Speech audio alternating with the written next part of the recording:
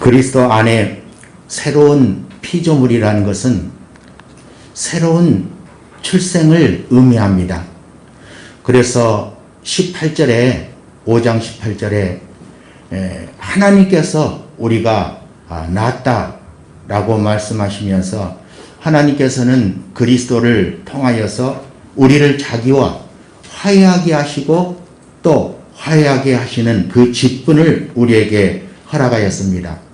오늘 말씀의 제목은 화목의 직분에 대한 갈망의 제목으로 여러분과 함께 말씀을 나누고자 합니다. 화해라는 단어는 인간과 하나님 사이의 관계를 하나로 만드는 화해라는 뜻입니다. 똑같은 의미의 단어가 있는데 그것은 바로 평강, 평안, 평화라는 단어입니다. 우리가 평화하면은 무사안이라고, 그리고 아무 일도 없는 어떤 평온한 생활을 평화라고 이해하고 있습니다. 때로는 맑은 물이 앞에 흐르고 아름다운 산이 있고 창이 넓은 거실에 앉아 따뜻한 커피 한 잔을 마시는 넉넉함, 이것을 평화라는 의미로 이해할 수가 있습니다. 그런데 생각해 보십시오. 이런 환경을 우리가 얻기까지는 정말 많은 시간과 경제적인 수고가 뒤따라야 합니다. 또 인간에게는 피할 수 없는 생로병사라는 단어가 있습니다. 때로는 병이 들기도 하고 나이를 먹기도 하며 우리가 점점 우리 신체는 허약하여집니다. 결국 우리에게 외적인 평안은 불가능하다고 볼 수가 있습니다. 그런데 예수님께서 그 외적인 너희들이 생각하는 그 평화가 아닌 내게 있는 평화를 너희에게 준다라고 말씀합니다. 그것은 내부로부터 흘러나오는 평화인데 너희는 마음에 근심하지 말고 걱정하지 말라. 이 평화라는 단어를 헬라어로는 에이레네라는 단어입니다. 바울은 그가 세운 교회의 대부분의 서신을 쓰면서 이렇게 인사말로 시작을 합니다. 하나님 아버지, 우리 주 예수 그리스도로부터 온 은혜와 평화가 있기를 빕니다. 제가 주보에 카톡에 매일 아침에 띄우는 마지막 인사말이 주 안에서 은혜와 평화가 여러분에게 있기를 빕니다. 오늘 또 은혜가 아니면 살 수 없다고 찬양을 하였습니다. 우리가 신앙생활할 때 은혜와 하나님 은혜, 평화가 얼마나 중요한 단어인가를 우리는 깨닫게 됩니다. 지난주에 우리가 암송했던 말씀들이 있습니다. 우리가 믿음으로 의롭게 되었으니 이제는 하나님과 평화를 누리자. 그리스도는 우리의 평화이십니다.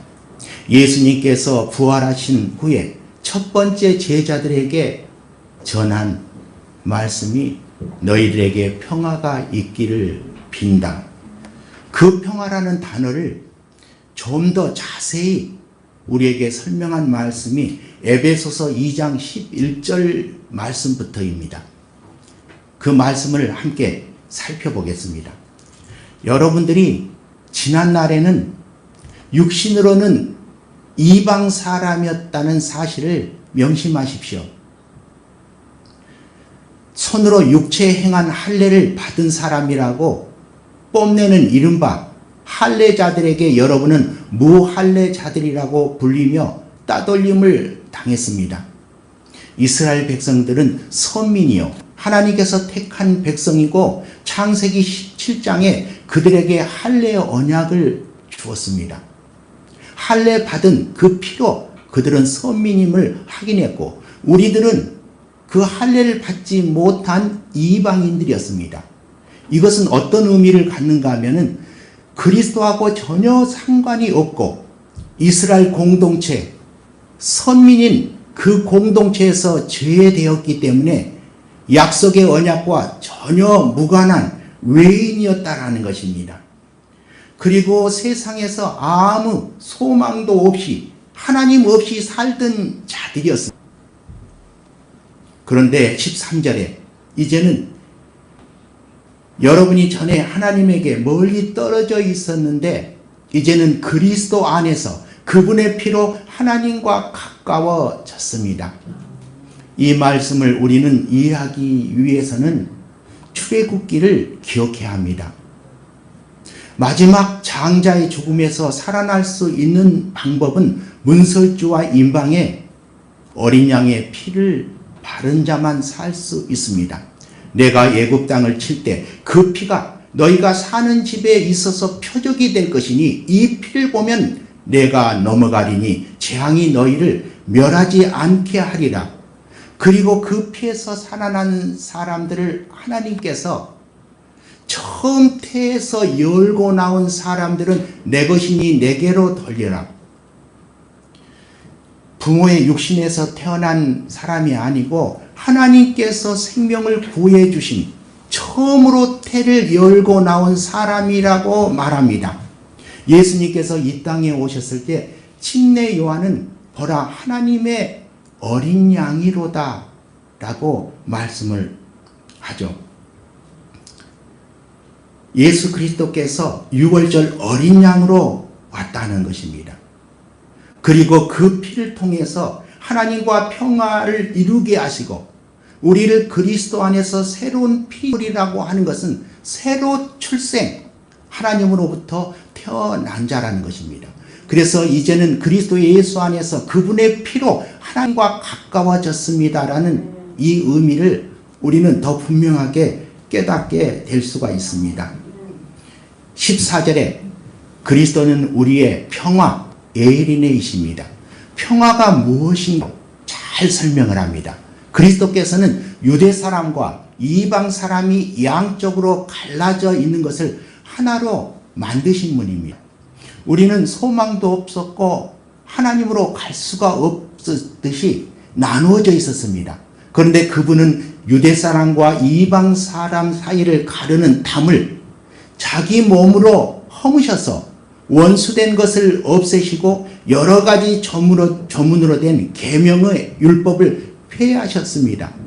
이제는 그 언약에 상관없는 새로운 언약으로 우리가 하나님과 예련의 평화를 이룬 것입니다. 이 둘을 자기 안에 하나의 새 사람으로 새로운 사람, 새로운 피조물, 처음 태를 열고 나온 사람, 이 사람으로 만들어서 평화, 하나님과 우리 사이에 깨어진 관계를 온전한 평화를 이루시고 16절에 원수된 것을 십자가로 소멸하시고 이 둘을 한 몸으로 만드셔서 하나님과 화해시키셨습니다. 그분은 오셔서 멀리 떨어져 있는 여러분에게 평화를 전하셨으며 가까이 있는 사람에게도 에이렌의 이 평화를 전하셨습니다. 이제는 이방, 유대 사람 양쪽 모두 예수 그리스도 그분 때문에 그 십자가의 어린 양 피로 한 성령 안에서 하나님께 나아가게 되었습니다. 그러므로 이제부터 여러분은 이방인도 애국 사람도 나그네도 아니요 성도들과 함께한 시민이며 하나님의 가족입니다. 평화라는 단어가 이해가 되십니까? 외적으로 우리 외부로부터 얻을 수 있는 평화가 아니라는 것입니다. 내게 있는 평화를 너희에게 주는 그 에이레네라는 평화는 내부로부터 흘러나오는 안쪽으로부터 나오는 평화.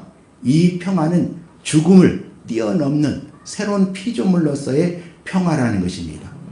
그렇다면은 우리가 이 평화를 누리게 되었고 이것이 온전히 하나님의 은혜라고 찬양을 드렸는데 이 하나님의 주시는 평화를 우리가 함께 다른 사람에게도 전하는 화목에 대한 직분에 갈망, 목마름이 있어야 합니다. 이건 매우 중요한 말씀입니다. 목마른 사슴이 시냇물을 찾기에 갈급한 같이 우리 영혼이 주를 찾기에 갈급해야 한다는 것입니다. 오늘 이 갈망, 목마름을 위해서 삭개오 이야기를 먼저 소개합니다. 누가복음 9장 1절에 보면은 예수께서 여리고에 들어가 지나가고 계셨다. 삭개오라고 하는 사람이 거기 있었다. 그는 세관장이요 부자였다. 삭개오는 예수가 어떤 사람인지 보려고 애썼으나 무리에게 가려서 예수를 볼 수가 없었다. 그가 키가 작기 때문이었다. 그래서 그는 예수를 보려고 앞서 달려가서 뽕나무에 올라갔다. 예수께서 거기를 지나가실 것이기 때문이다. 삭개오의 정체성은 세리장이었고 부자였습니다. 그리고 인물로도 키가 작아서 볼품이 없는 사람이었습니다. 그런데 그가 세리장이 되기 위해서는 얼마나 많은 수고와 노력이 있었겠습니까? 세리는 이스라엘 백성들이 죄인으로 취급했습니다. 유대인 중에서 로마가 세금을 걷기 위해서 그들을 뽑아서 그들이 로마에 내야 할 세금을 걷어들이게 한 것입니다. 그런데 그 중에서 로마의 정부는 정해진 세금만 걷어들이면 그 외에는 크게 관여하지 않았습니다. 더 많은 세금을 거둠으로 이 세리장은 부자가 되었고, 세리장에 올라가기까지 얼마나 많은 지탄을 받으면서도 그 부유를 누리게 되었는가, 세리장에 오르게 되었는가, 이것을 우리는 먼저 생각해 볼 수가 있습니다. 그는 유대인으로서 권세와 돈으로 해결할 수 없는 자책감을 가지고 있었습니다. 또한 구원의 문제로 고민을 하고 있었을 것입니다. 그래서 예수를 보려고 앞서 달려가서라는 문장을 통해서 메시아에 대한 목마름이 얼마나 큰지를 우리는 느낄 수가 있습니다.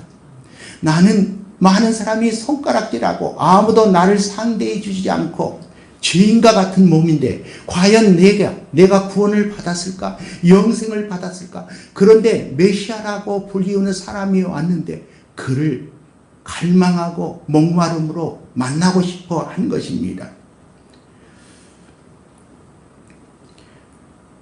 그의 행동을 성경은 두 가지로 설명합니다. 앞서 달려갔다. 그리고 뽕나무에 올라갔다. 삭개오에게는 뽕나무가 예수를 만나게 한 큰 은혜의 나무였습니다. 만일 뽕나무가 없었다면 삭개오는 예수님을 만났을까요? 너무나 많은 사람이고 키가 작아서 가까이 볼 수 없었던 상태입니다. 우리는 마가복음 2장 2절을 통해서 이 말씀에 대한 더 확실한 증거를 찾아보겠습니다. 중풍병자와 그 네 사람의 친구 이야기입니다. 많은 사람들이 모여서 인산인해를 이루어서 예수님이 계신 그 문 안에 들어갈 자리가 없었습니다. 그때 한 중풍병자 환자를 네 사람이 데리고 왔습니다. 무리 때문에 너무나 많아서 그 예수님께로 데려갈 수가 없었습니다. 그렇다면 그 중풍병자와 친구들은 만날 수가, 예수님을 볼 수가 없어서 돌아가자 했나요? 중풍병자와 친구들은 지붕을 올라가서 지붕을 뚫고 중풍병자를 달아내려, 예수님께서 그 믿음을 보시고 중풍병자야, 이 사람아 내 죄가 용서함을 받았다라고 말씀을 하셨습니다. 사람이 아무리 많아도 그 메시아 그분을 만나면 내 병이 치료함을 받을 수 있다는 믿음과 확신이 그 지붕 위로 올라가서 지붕을 뚫고 달아내린 것입니다. 그 집 주인으로부터 받을 배상은 문제가 되지 않았습니다. 오직 예수님을 만나야 하는 갈망, 목마름이 있었기 때문에 치유함을 받은 것입니다. 삭개오에게는 더 이상 인생을 포기할 수가 없었습니다.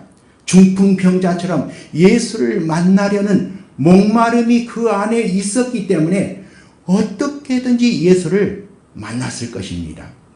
이처럼 하나님은 갈망하는 사람들에게 뽕나무라는 은혜를 준비하여 주십니다.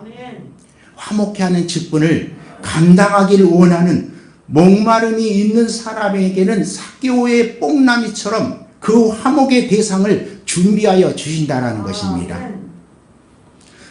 누가복음 오늘 우리가 19장을 읽었는데 18장에 삭개오 이전에 한 부자 청년을 소개합니다. 누가복음 18장 18절 말씀에 한 지도자가 예수님께 물었습니다. 선생님, 선하신 선생님, 내가 무엇을 영생을 얻겠습니까? 이 청년에게는 영생에 관한 그 질문이 가장 큰 자기의 문제였습니다. 그래서 예수님께서 20절에 너는 계명을 잘 알고 있지?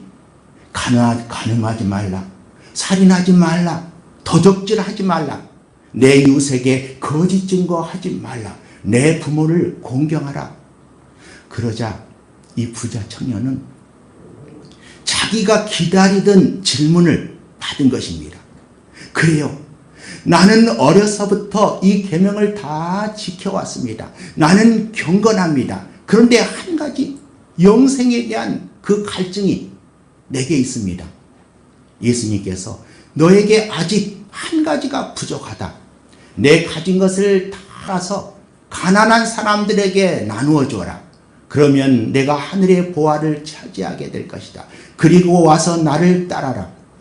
이 말씀을 듣고 그는 몹시 근심하였다. 그는 큰 부자였기 때문이다. 예수께서 그가 근심에 사로잡힌 것을 보시고 말씀하셨다. 재물을 가진 사람이 하나님 나라에 들어가기는 참으로 어렵다. 부자가 하나님 나라에 들어가는 것보다 낙타가 바늘기로 들어가는 것이 더 쉽다. 부자가 하나님 나라에 들어가는 것이 얼마나 어려운가. 낙타가 바늘기에 들어가는 것이 더 쉽다라는 것은 불가능하다는 것입니다. 이것은 행위를 말하는 것이 아닙니다. 오해를 하면 안 됩니다. 외모를 보지 않고 마음의 중심을 보시는 아버지의 마음인 것입니다. 의에 줄이고 목마른 사람은 복이 있다. 이 사람은 배부를 것이다. 그 의를 위해서 내게 목마르고 갈망이 있는 사람이 복이 있다라는 거예요. 이제 누가복음 19장 5절로 삭개오 이야기로 돌아가 봅니다. 예수께서 그곳에 이르러 쳐다보시고 그에게 말씀하셨다. 삭개오라, 삭개오야, 어서 내려오라. 오늘은 내가 내 집에 묵어야 하겠다. 삭개오의 그 안에 갈망, 목마름을 본 것입니다. 19장 8절에 삭개오가 주님께 이렇게 말합니다. 주님, 보십시오. 내 소유의 절반을 가난한 사람에게 주겠습니다. 또 내가 누구에게 강제로 빼앗은 것이 있으면 4배로 하여 갚겠습니다. 레위기 6장 4절에 보면은 강도질하여서 뺏은 물건이나 또 강제로 남은 것을 빼앗으면 그 물건 값에다가 5분의 1을 더해서 본래 임자에게 갚아줘야 합니다. 그런데 삭개오는 5분의 1이 아니라 내 전 재산의 반을 가난한 사람에게 나누어주고 남에게 토색한 것이 있으면은 4배로 갚겠다라는 것입니다. 삭개오 목마름 그 갈망은 돈이 더 이상 자기의 주인이 아닌 것입니다. 누가복음 18장 부자 청년과 또 부자인 삭개오를 두 사건을 비교하면서 그 부자는 마음에 근심하여 돌아갔고 세리 장인 삭개오는 소유의 절반을 가난한 사람에게 나눠주고 강제로 빼앗은 것을 4배로 갚아주겠다고 했던 것은 돈은 더 이상 그 마음속에 중심에 있는 주인이 아닌 것입니다. 그래서 행위를 말하는 것이 아니라는 거예요. 삭개오는 하나님에 대한 갈망이 있었습니다. 그가 그토록 추구했던 명예와 돈이 인생의 전부가 아니라는 것을 깨달았습니다. 부자는 그것을 깨닫지 못하고 그 마음의 중심인 돈을 향해서 근심하면서 돌아간 것. 이것을 두 가지를 비교한 것입니다. 무엇을 위해서 비교한 걸까요? 목마름, 갈망, 하나님에 대한 갈망이, 목마름이 있느냐라는 것입니다. 우리가 화목해 하는 직분을 우리에게 주셨다면 그 평화를 위한 갈망이 마음속에 있느냐? 이것을 저에게, 여러분에게 묻고 있습니다. 정말 내 삶에서 그런 화목해 하는 하나님의 평화를 이루고자 하는 갈망이 내 안에 움직이고 있는가? 좀 더 그 다음 말씀을 보십시오. 누가복음 19장 9절입니다. 예수께서 그에게 말씀하셨다. 오늘 구원이 이 집에 이르렀다. 이 사람도 아브라함의 자손이다. 지금 삭개오가 듣고 싶은 이야기 아닙니까? 나도 유대인이에요. 나도 아브라함의 자손이에요. 그런데 모두가 나를 죄인이라고 손가락질하고 나를 무시하는데 그 주님이 삭개오의 그 갈망을 보시고 너에게 이제는 아브라함의 자손이요. 그 다음 말씀에 구원이 이제 이 집에 이르렀다. 아멘. 인자는 잃은 것을 찾아 구원하러 왔다라고 말합니다. 삭개오 이야기는 결국 구원의 초점이 맞춰져 있는 것입니다. 이 화목해 하는 직분을 우리에게 하나님께서 주셨다는 것입니다. 삭개오처럼 주님을 향해 목마름을 가지고 달려나가는 자에게 하나님께서는 뽕나무라는 구원의 대상을 준비하시고 은혜를 베푸십니다. 나는 그 평화를 전할 사람이 없어요. 삭개오처럼 갈망을 가져보십시오. 뽕나무라는 은혜나무를 우리에게 준비해 주십니다. 여기 갈망이라는 책이 있습니다. 내게 목회에 가장 큰 영향을 주는 손종태 목사님이 쓴 책입니다. 이 책 서문에 이렇게 써놓았습니다.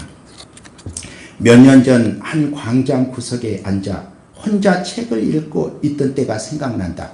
그 책에 이 땅의 평화라는 노래의 가사 일부가 실려 있었다. 에이렌의 평화. 이 땅의 평화를 예수님이 쓰신 노래입니다. 그런데 그 노래가 목에 걸려 나오질 않습니다. 노래를 들어본 적도 없고 멜로디도 모르는 노래였지만 내 마음은 이 가사에 꽂혀 움직이질 않았다. 계속 이 가사를 음미하고 또 음미했다. 가슴으로부터 목구멍으로부터 속울음이 터져나왔다. 그리고 그것은 내 안에 노래가 되었다. 탄식의 노래가 되었다. 예수님, 내게는 부르고 싶은 노래가 있습니다. 평화의 노래요. 화해의 노래입니다. 그러나 함께 부를 사람이 없습니다. 나는 그렇게 광장 구석에서 울고 있었다. 중간에 한 부분을 펴보겠습니다. 갈망. 이 단어를 접하면 무엇이 떠오릅니까? 갈망의 사전적인 의미는 간절히 바람이라는 뜻이다. 갈망은 어떤 한 가지에 집중해서 강렬하게 추구하는 특별한 마음의 상태를 가리킨다. 이것은 평상시에 볼 수 있는 일반적인 마음의 상태보다 훨씬 강한 상태이다. 이 단어의 한자를 살펴보면 그 의미가 좀 더 명확해진다. 갈자는 목마른 갈, 망자는 발할 망으로 글자 그대로 목마름으로 물을 찾고 있는 상태라는 뜻이다. 그리고 뒤에 이런 말씀을 적어놨습니다. 대천적 신부님의 이야기입니다. 대천적 신부는 우리나라에 와서 강원도 태백 골짜기에 예수원을 시작하신 분입니다. 그 대천적 신부의 장래에 재인 사모는 이러한 글을 남겼습니다. 내 남편 아처는 상을 얻기 위해 주님께 갔습니다. 상을 무시하지 말라. 구원받은 하나님의 자녀로서 상 따위는 상관없다는 듯 고상한 척 하지 마라. 미심쩍은 듯 바라보지 마라. 그것은 유치한 것이 아니다. 그것은 고귀한 것이다. 아니 거듭난 그리스도인에게는 삶의 전부를 거래하는 것이다. 내 안에 상을 얻기 위한 불을 점화시켜라. 그 불이 없으면 앞을 향해 달려갈 수 없다. 상을 얻기 위해서 사모하라. 우리가 하나님 앞에 화목케 하는 그 일을 감당할 때 하나님께서는 그 나라에 놀라운 상급을 준비하고 계십니다. 우리는 상을 무시해서는 안 됩니다. 그 상을 위해서 달려가십시오. 바울도 내가 선한 싸움 다 싸우고 나의 달려갈 길 다 마치고 믿음을 지켰으니 이제 후로는 나를 위하여 의의 면류관이 예비되었으므로 의로운 재판장 그분께서 마지막 그날 내게 주실 것이며 또 나뿐이 아니라 주의 나타나심을 사모하는 모든 사람에게도 주실 것이라 라고 바울은 하나님 앞에 기도합니다. 그 바울이 그 화목에 대한 직분의 갈망이 얼마나 간절했는가. 우리 주보의 세 번째 이 말씀은 다음 주에 다시 또 나누도록 하겠습니다. 오늘 이 말씀을 생각하면서 우리 함께 기도하기를 원합니다. 하나님, 제게 주신 그 화목의 직분을 감당할 수 있도록 내게 갈망을 주십시오. 내게 목마름을 주십시오. 삭개와 같은 그 목마름이 내게도 일어나게 하여 주옵소서. 내게 주신 하나님의 시간, 건강, 또 내게 주신 모든 물질은 바로 이것을 위하여 사용하기 위해서 하나님께서 내게 허락한 것입니다. 이 상을 위해서 달려가게 해 주십시오. 함께 기도합니다. 아버지, 새로운 피조물에게 주신 이 화목의 직분을 잘 감당하기를 원합니다. 우리에게 삭개와 같은 목마름을 주십시오. 주님, 간절한 갈망을 우리에게 허락하여 주옵소서. 주님,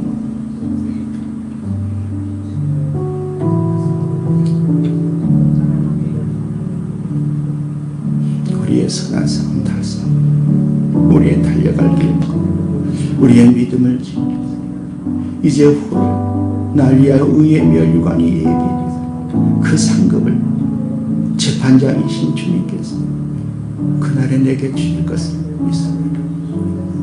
주님, 영광입니다.